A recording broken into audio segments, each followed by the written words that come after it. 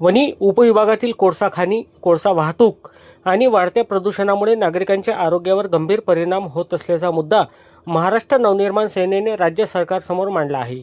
मनसेचे पक्षनेते राजू उंबरकर यांनी मुख्यमंत्री देवेंद्र फडणवीस यांना निवेदन देऊन वनी येथे अत्याधुनिक मल्टीस्पेशालिटी हॉस्पिटल सुरू करावे तसेच प्रदूषण नियंत्रणासाठी कठोर उपाययोजना राबवाव्यात अशी मागणी केली आहे. निवेदनात म्हटले आहे की वनी तालुका हा राज्यातील महत्त्वाचा कोळसा उत्पादन क्षेत्र असून परिसरात मोठ्या प्रमाणात कोळसा खाणी, कोळसा डेपो, वाशरी, रेल्वे सायडिंग तसेच विविध शासकीय व खासगी कंपन्यांमार्फत कोळशाची वाहतूक व निर्यात केली जाते. या उद्योगामुळे आर्थिक फायदा होत असला तरी त्याचा विपरीत परिणाम सर्वसामान्य नागरिकांच्या आरोग्य, पर्यावरण आणि दैनंदिन जीवनावर होत आहे.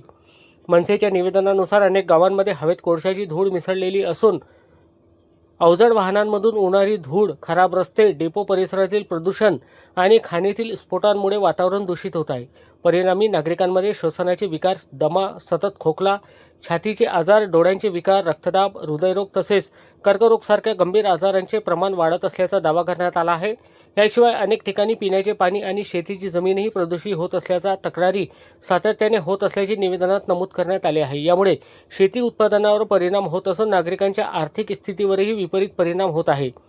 या गंभीर आजारावरील उपचारांसाठी अनेकांना नागपूर, पुणे, मुंबई यासारख्या शहरांमध्ये जावे लागत असल्याने मोठा आर्थिक व मानसिक ताण सहन करावा लागत आहे. या पार्श्वभूमीवर वनी येथे अत्याधुनिक मल्टीस्पेशालिटी हॉस्पिटल उभारून नागरिकांना स्थानिक पातळीवर दर्जेदार आरोग्य सुविधा उपलब्ध करून द्याव्यात तसेच प्रदूषण नियंत्रणासाठी प्रभावी व कठोर उपाययोजना तातडीने राबवाव्यात अशी मागणी मनसेने मुख्यमंत्री यांच्याकडे केली आहे.